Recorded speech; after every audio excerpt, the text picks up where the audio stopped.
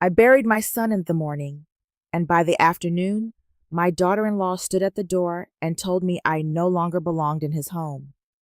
I was still wearing black when she placed my suitcase outside like I was nothing more than a mistake she needed to correct.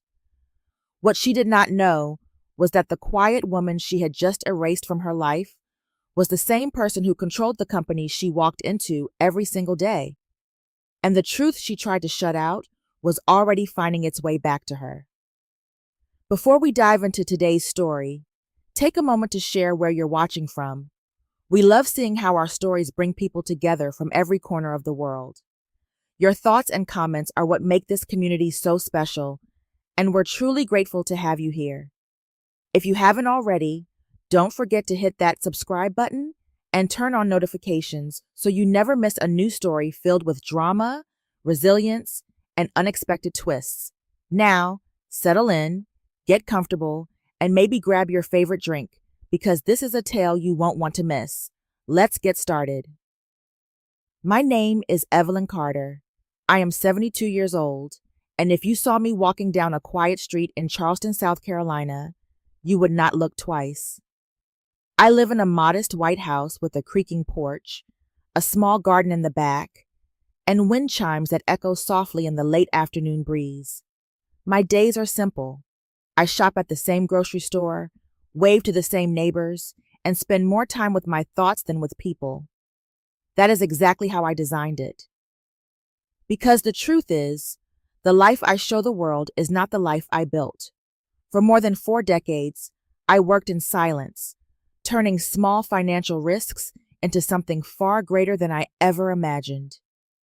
What began as careful bookkeeping and minor investments slowly grew into Carter Equity Group, a private investment firm with controlling interest in companies across the country: real estate, consulting, infrastructure, logistics.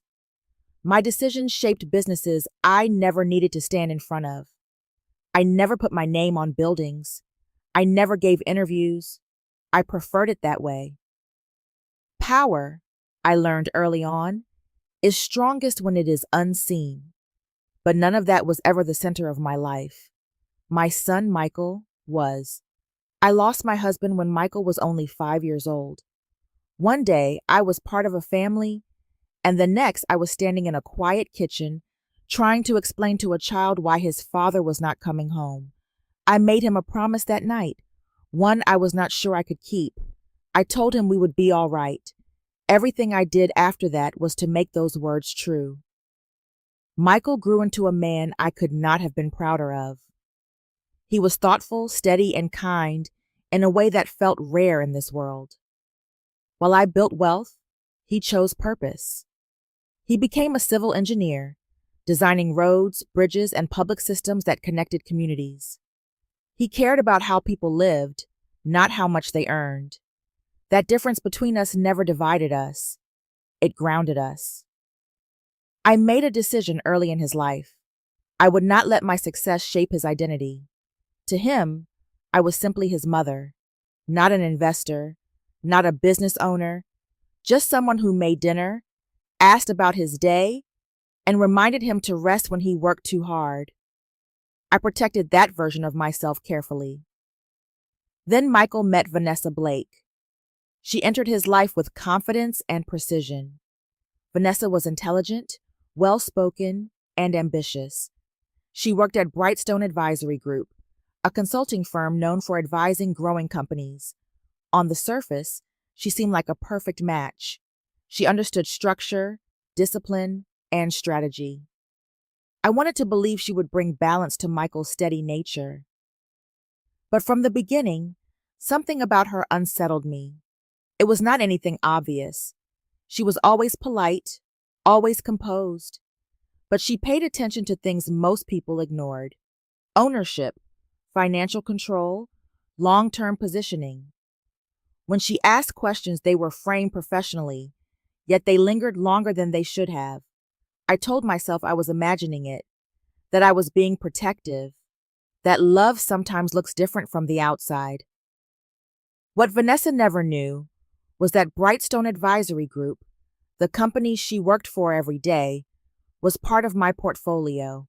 I had acquired a controlling interest years earlier through a series of quiet investments. It never occurred to me to mention it. There was no reason to. At the time, it felt like nothing more than an irrelevant coincidence. Looking back now, I understand it was never irrelevant. I built my life on the belief that people reveal who they truly are when they do not know who they are dealing with. I trusted that principle. I lived by it, and for many years it never failed me. But as I sit here now, thinking about everything that followed, I cannot help but wonder if the very secrecy that protected my world also blinded me to something growing quietly inside my son's life. Something I did not see until it was far too late. If you're still watching and feel the tension building already, comment number 1 below to let me know you're with me. Now let's move into what first started to feel off. The first time I realized something about Vanessa unsettled me, it was not because of anything obvious. There was no argument, no harsh word, no moment that could be clearly pointed to. It was something quieter than that. It was the way she asked questions, the way her attention lingered just a second longer than it should have, as if she were measuring not just my answers, but what those answers might reveal. Vanessa had a habit of bringing up financial topics in the most casual settings. After dinner, while Michael rinsed dishes in the kitchen, she would lean back in her chair and mention market trends or business structures as if it were light conversation. Her tone was always relaxed, but there was a precision behind her words that did not feel accidental. She was not making conversation. She was gathering information. I responded the same way each time, calm, general, and deliberately unspecific. I had spent too many years watching how quickly people changed once they understood the scale of someone's resources. I had no interest in inviting that shift into my family, so I kept things simple. I spoke about broad ideas, never details. Vanessa would nod, smile politely, and move on. But her eyes always suggested she had taken note of something. At first, I tried to justify it. She worked in consulting. It was natural for her to think in terms of strategy, structure, and long-term positioning. That was her world. It made sense that those habits would carry into her personal life. But over time, the pattern grew too consistent to ignore. She rarely asked about personal memories or emotional experiences. Her curiosity seemed directed toward control, ownership, and potential. Michael, as always, remained steady. He did not engage deeply in those conversations.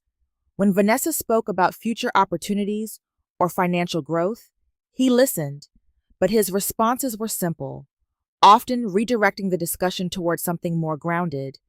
I noticed, though, that he had begun pausing before answering her. It was brief, but it was there, a hesitation that had not existed before. One evening, that hesitation became impossible for me to overlook. We were sitting in their living room, the house quiet, except for the low hum of the evening. Vanessa had been talking about someone she knew who had recently purchased a larger home in a more prestigious area. She described it in detail, not with excitement, but with a kind of expectation, as if it represented a standard that should be met. Michael responded calmly, pointing out that they already had a comfortable home.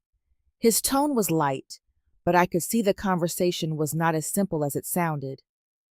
Vanessa did not argue.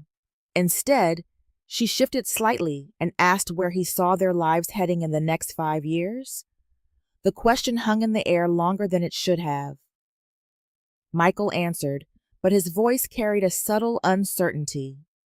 He spoke about stability, about meaningful work, about building something that mattered. Vanessa listened without interrupting, but her expression remained unchanged, as if his answer had not satisfied something unspoken. Later that evening, when Michael stepped out of the room, Vanessa turned her attention toward me. She asked about how large investment groups maintain control across multiple companies. The question was framed professionally, but it was too specific to be casual curiosity. I gave her a general answer and watched her process it carefully before nodding and letting the subject go. What made it more unsettling was the quiet irony beneath everything. Every day, Vanessa walked into Brightstone Advisory Group, fully confident in her understanding of the business world. She spoke about the company with familiarity, sometimes even critique, as if she were navigating a system she understood completely. What she did not know was that Brightstone existed within a structure I had built. Years earlier, Carter Equity Group had acquired a controlling interest in the firm. It had been a routine decision at the time, one of many. I never imagined it would become relevant to my personal life. I never told her. There was no reason to. My business world and my family life had always remained separate. I intended to keep them that way. But as time passed, the conversations did not fade. They became more frequent, more focused. Vanessa began comparing their life to others more openly. She spoke about advancement, about positioning, about what could be achieved with the right strategy. Her perspective was not emotional, it was calculated. Michael never pushed back, not directly, but I began to notice something else. A quiet distance, a subtle shift in the way he listened, the way he responded, the way he sometimes fell silent. I told myself it was nothing, that every marriage had differences, that ambition was not something to fear, but the feeling remained, steady and persistent. It settled quietly in my mind, like a question that refused to disappear. And somewhere deep inside, I knew that sooner or later, that question would demand an answer. If you're still here and starting to sense something isn't quite right beneath the surface, comment number 2 below. Now let's see how the first real conflict begins. The morning my son died began like any other, quiet and ordinary in a way that now feels almost cruel. I woke before sunrise, as I always did, and walked into my kitchen while the sky was still soft with early light. The house was still, wrapped in a silence I had grown used to over the years. I made coffee, stood by the window, and watched the trees move gently in the coastal breeze. There was nothing unusual about that morning, nothing to suggest that my life was about to divide itself into before and after. The phone rang just after 8. At first, I considered letting it go to voicemail. Calls that early were rarely urgent in my world, but something about the persistence of the ringing unsettled me, and I reached for it without thinking. The voice on the other end was calm, measured, and unfamiliar. A police officer. He asked me to confirm my name, and I did, though even then something inside me had already begun to tighten. He told me there had been an accident. The words came slowly, carefully chosen, but they felt distant, as if they were being spoken through a wall. Michael had been driving on a highway outside Columbia when another vehicle collided with his car. I remember asking if he was all right, though I already sensed the answer before it came. There was a pause, brief but unmistakable, and in that pause, the world shifted. By the time I arrived at the hospital, everything around me felt distorted. The hallway seemed too long, the lights too bright, the sounds too sharp. People moved with purpose, but none of it made sense to me. I gave my name at the front desk, and someone guided me toward a waiting area I do not remember sitting in. Time no longer moved in a straight line. It stretched, collapsed, and repeated itself without warning. Vanessa was already there. She sat upright in a chair, her posture composed, her hands resting neatly together. Her face showed strain, but not the kind that matched the moment. There were no visible tears, no uncontrolled emotion. Instead, there was a stillness about her that felt deliberate, as if she were holding herself together by force of will. She told me what had happened, repeating details I had already heard but could not yet process. Michael had been taken into surgery. The doctors were doing everything they could. Her voice was steady, controlled, almost rehearsed. I listened, but the words passed through me without settling. Hours moved in fragments. At some point, a doctor came to speak with us.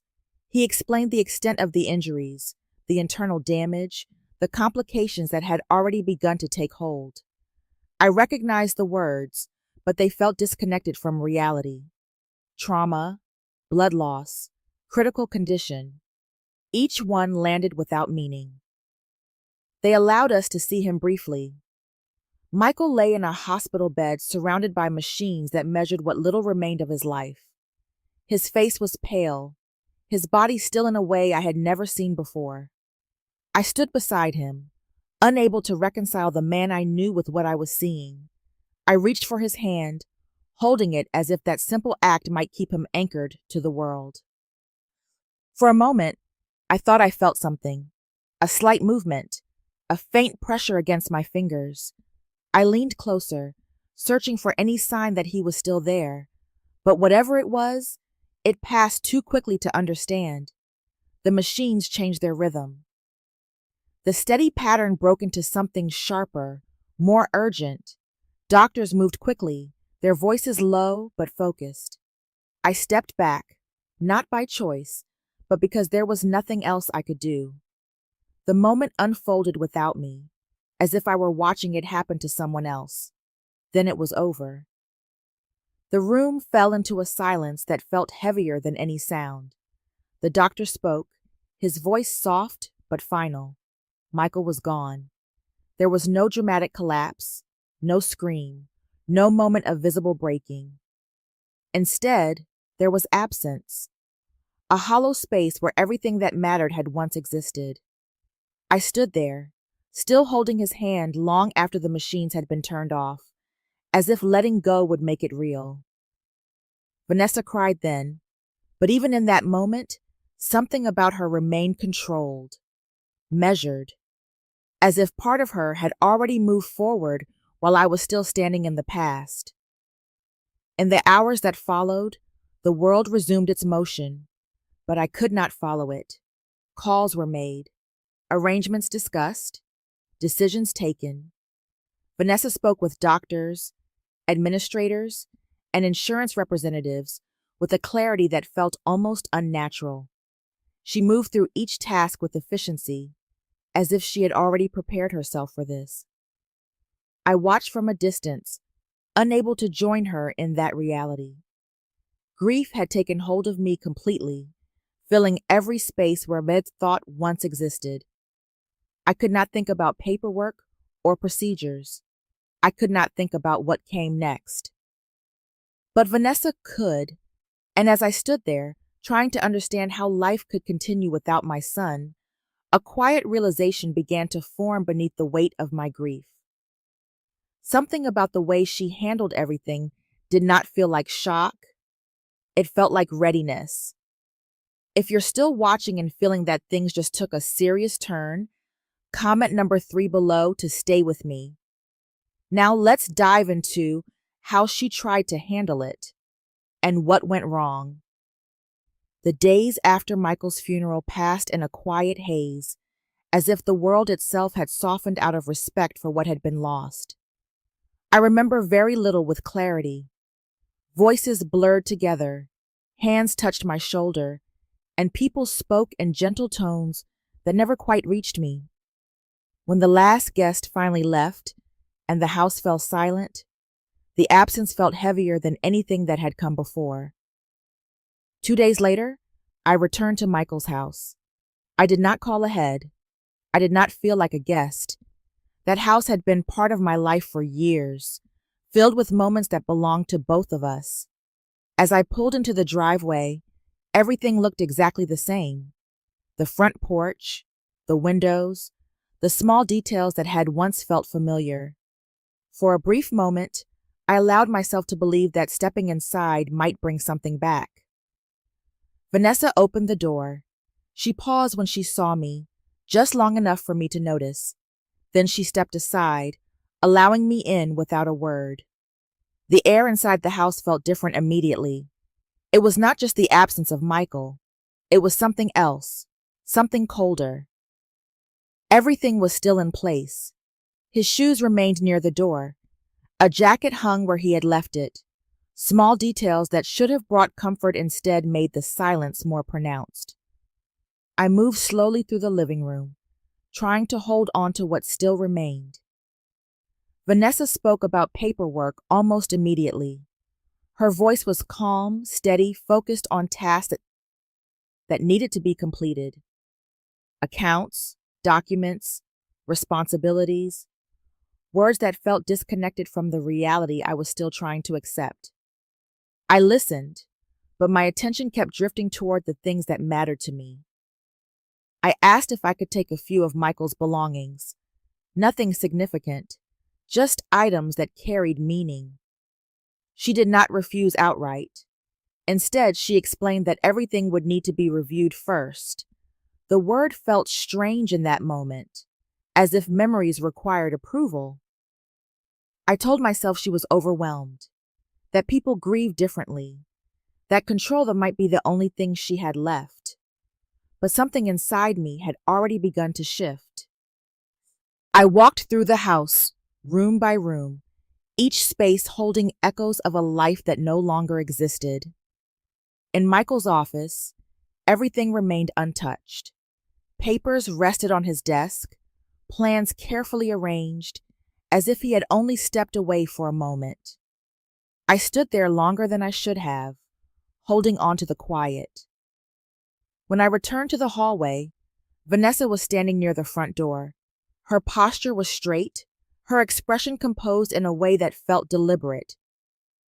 She told me she had been thinking about what came next, that moving forward required space, that it would be better if I did not return for a while. The words did not settle at first. I tried to remind her, gently, of who I was, of what this house meant to me. She acknowledged it, but her tone did not change.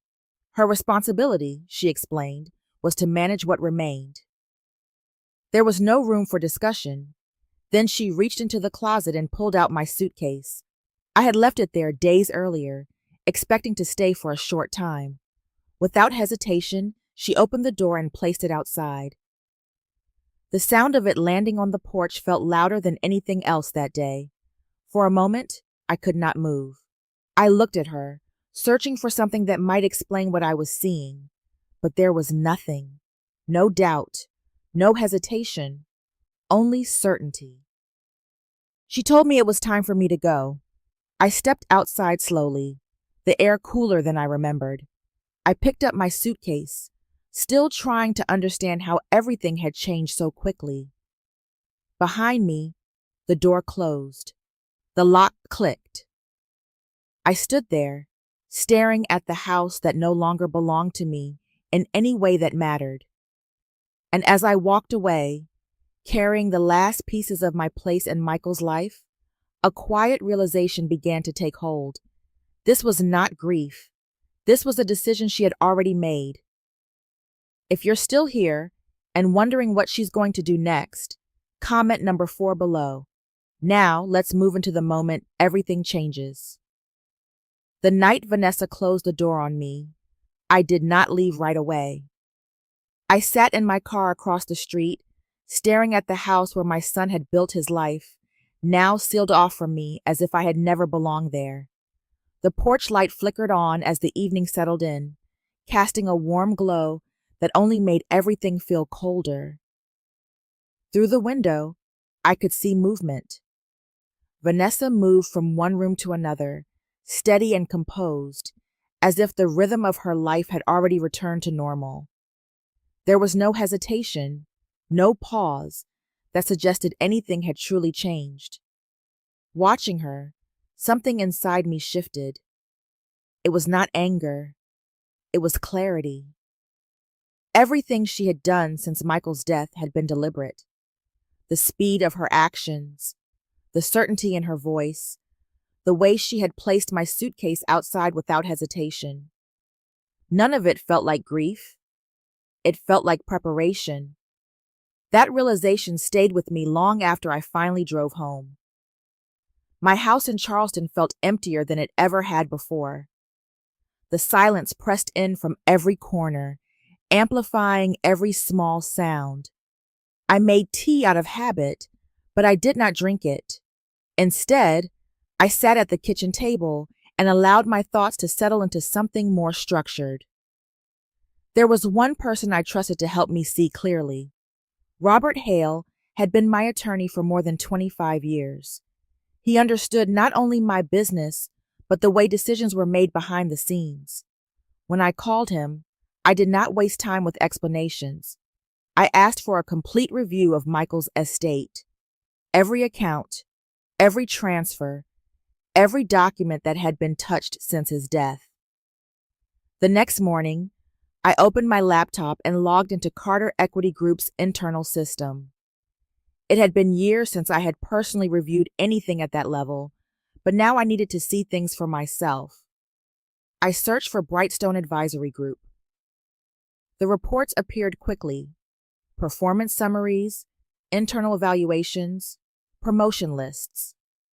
One name held my attention longer than the rest: Vanessa Blake. She was still moving forward, still positioning herself within the company, as if nothing had changed. The timing unsettled me in a way I could not ignore. Later that day, Robert called back. He had begun reviewing the documents, and what he found raised more questions than answers. Several financial transfers had been initiated within 24 hours of Michael's death. Accounts had been consolidated, ownership structures adjusted, insurance claims activated. The speed was unusual. More concerning was the possibility that some of those documents had been prepared in advance. I asked about any recent changes Michael had made. Robert paused before answering. About a month earlier, Michael had significantly increased the value of a life insurance policy. The beneficiary had not changed, but the scale of the increase suggested intention. When I ended the call, the pieces did not feel separate anymore. They began to form a pattern. The following day, I drove to Michael's office. The building stood quiet near the harbor, unchanged by what had happened. Inside, his colleagues greeted me with quiet respect. They led me to his office, and the moment I stepped inside, the air felt different. Everything was exactly as he had left it.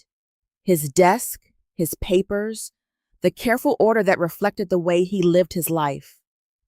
I moved slowly, afraid that disturbing anything might erase what remained. In one of the drawers, I found a notebook.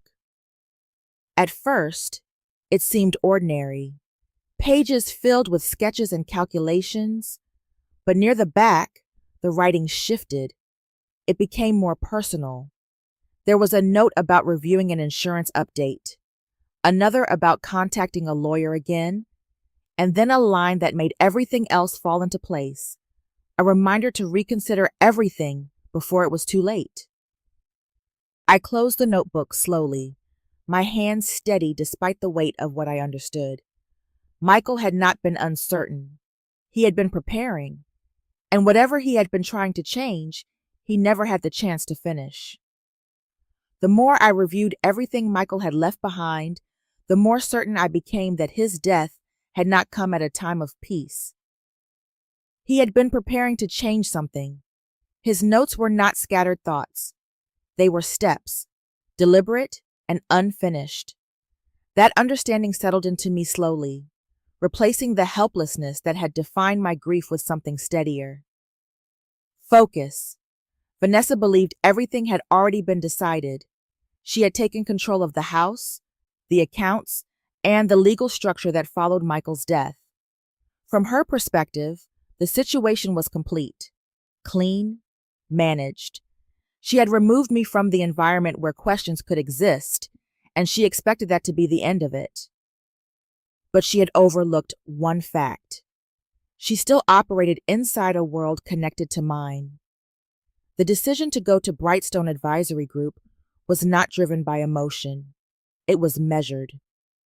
For years, I had remained distant from the company's under Carter Equity Group. I believed in structure and in allowing leadership to function without interference, but this situation was no longer distant from my personal life. I arrived early that morning. The building stood tall, modern, and precise in its design. Glass reflected the city skyline, and employees moved through the lobby with quiet urgency. To them, I was invisible, just another older woman passing through a space that belonged to their routine. Thomas Reed met me upstairs without hesitation. He had always understood discretion. We moved into a conference room overlooking the main office floor. From there, I could see everything unfold below. When the elevator doors opened, Vanessa stepped out. She carried herself the same way she always had, composed, controlled, and focused. There was no visible trace of the past week in her posture or expression. She greeted colleagues, acknowledged their attention, and moved toward her desk as if nothing had interrupted her path. I watched her carefully. She had already returned to her life. Thomas confirmed it was her first day back. That detail aligned with everything I had already seen. Vanessa did not pause. She moved forward. I asked Thomas to arrange a meeting, routine in appearance, neutral in tone. There was nothing about it that would raise concern. To Vanessa, it would appear as another step in her professional progression. When the message reached her, I saw a subtle shift. Not concern, anticipation. She gathered her materials and made her way toward the conference room with steady confidence. I remained seated. The door opened, and she entered with the same controlled presence she had shown outside. She acknowledged Thomas, then turned toward me. She stopped. Recognition arrived instantly. It was visible in the way her posture shifted, in the way her expression tightened before she could control it. The certainty she had carried into the room faltered.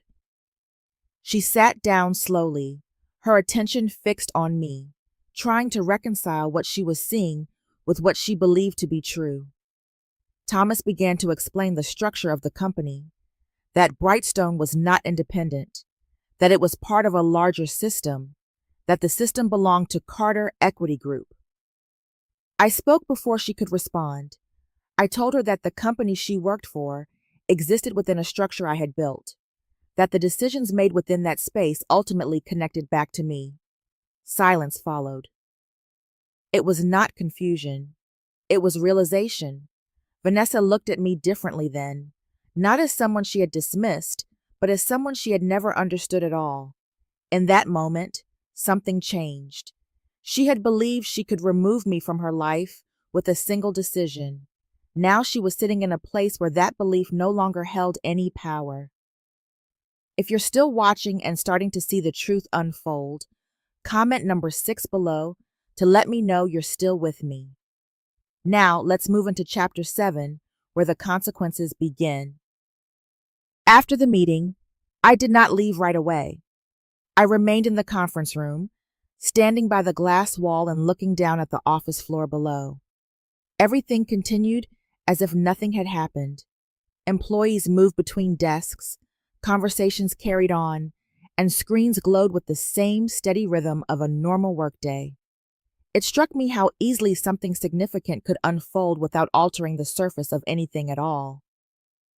Vanessa returned to her desk. From a distance, I could see the change. It was not dramatic, but it was there. She sat still longer than before, her posture less certain, her attention fixed on her screen without the same sharp focus she had shown earlier. The confidence she had carried into the building had shifted into something quieter. Thomas joined me briefly, his presence steady and unobtrusive. He spoke about the need for an internal review, not as a reaction to what had just happened, but as a continuation of patterns that had already been observed. Small concerns, subtle inconsistencies, nothing that stood out on its own, but enough to justify a closer look. I understood immediately. In business, change rarely comes from a single moment. It builds from details that accumulate until they can no longer be ignored. Vanessa had been careful, but she had also been visible, and now that visibility would work against her. I gave no instructions. There was no need to interfere. Systems, when properly structured, reveal what needs to be seen once attention is directed in the right place. My role was simply to ensure that attention existed. When I left the building, the city felt unchanged. Cars moved through traffic, people passed by without noticing me, and the world carried on with its usual pace. There was something grounding in that normalcy. It reminded me that not every shift required noise to be real. At home, the silence felt different than it had before. Grief was still there, steady and present, but it no longer overwhelmed every thought. Something else had begun to take shape alongside it. Clarity. Over the next few days, Robert continued reviewing Michael's estate. The results confirmed what I had expected.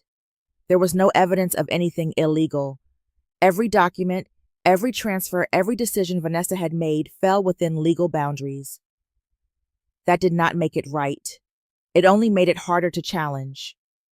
At Brightstone, Vanessa's promotion review was delayed, not denied, not withdrawn, but postponed. In a company like that, a delay carried meaning. It introduced uncertainty. It disrupted momentum. For someone like Vanessa, that mattered. I did not contact her. There was nothing left to say. She had already seen what she needed to see, but my focus had shifted. This was no longer about her position or her reputation. It was about Michael, about the choices he had been preparing to make, about the questions he had not had time to answer. Each piece of information I uncovered added to the same quiet conclusion. My son had been trying to change something, and whatever that was, it had not ended with him. In the days that followed, one thought refused to leave me. Michael had been preparing to change something. It was no longer a theory. The notes in his notebook, the insurance adjustment, the canceled appointment with a lawyer, they formed a pattern too precise to ignore. My son had been taking steps toward a decision. The only question left was why. I asked Robert to look deeper, not just at the estate, but at everything surrounding the final weeks of Michael's life. Financial records, communication timelines, anything that might offer context. I did not expect certainty. I only needed direction. A few days later, he called. There was nothing unusual in Michael's accounts. No hidden transactions, no irregular withdrawals. Everything reflected the same careful habits he had always maintained. But there was one detail that stood apart. The accident report? At first it seemed insignificant, a standard document among many. But the more I listened, the more it unsettled me. Michael's vehicle had a delayed maintenance record. A scheduled service had not been completed on time, and during a prior inspection, a minor issue with the braking system had been noted. It had not been repaired immediately. On its own, that detail meant very little. Delays happen. Minor issues are often overlooked, but placed alongside everything else, it felt different. I asked who had handled the maintenance. The answer came later. The service provider was part of a contractor network connected indirectly to firms associated with Brightstone Advisory Group. The link was distant, too distant to draw conclusions, but not distant enough to dismiss entirely. I stood by the window after the call, watching the quiet street as the light shifted across the pavement. I did not rush to judgment. Years of experience had taught me that suspicion without evidence leads nowhere, but patterns, when repeated, demand attention. There was still no proof of anything intentional. No clear indication that the accident had been anything other than what it appeared to be. But the nature of my questions had changed. I was no longer asking only what Michael had planned to change. I was asking why he felt the need to change it at all. That night, I opened his notebook again. I read the same lines, slower this time, noticing the urgency beneath his words. There was no fear in his writing. There was awareness.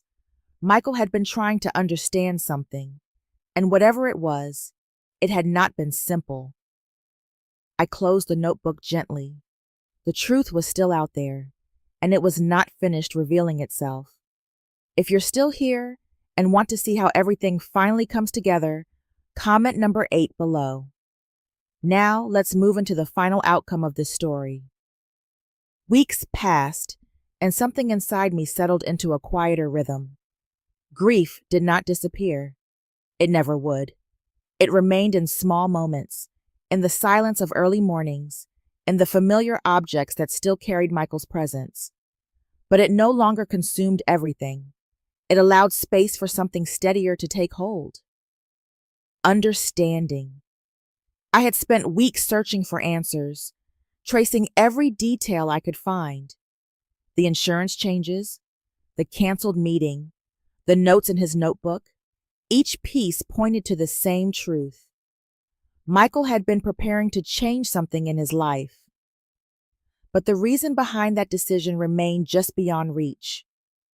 There was no final explanation, no clear conclusion that tied everything together, only fragments that suggested intention without revealing certainty.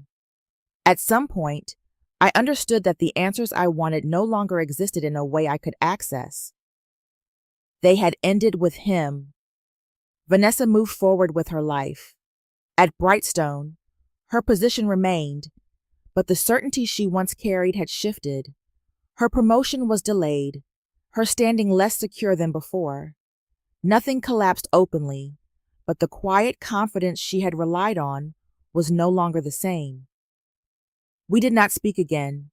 There was nothing left between us that required words. What had ended at that door did not need to be revisited. I stopped thinking about reclaiming anything.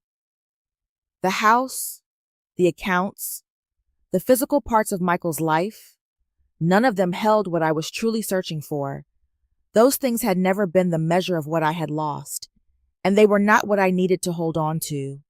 Instead, I focused on what remained. Michael's work had always been about more than structures. He believed in building spaces that served people, places that connected communities rather than dividing them. That belief had shaped everything he created. 6 months after his death, I established the Michael Carter Foundation. Its purpose was simple: to support projects that reflected the values he lived by: schools, public spaces, and infrastructure designed to improve lives in quiet but lasting ways. The first time I visited one of those projects, I felt something shift again. Not closure, but continuity. Michael's life had not ended with his death. It continued in the work he inspired, and the people who carried forward his ideas. That realization did not erase the loss, but it gave it direction. I still kept his notebook. It remained a reminder of the questions he never answered. But over time, those questions felt less urgent. Because what mattered most was not what I did not know. It was what he had already given to the world. Losing Michael changed the way I understand the world. For a long time, I believed grief was the most powerful force a person could endure. It felt endless, like being suspended in a place where nothing moved forward and nothing returned. But as time passed, I began to see something else emerge from beneath that weight. Clarity.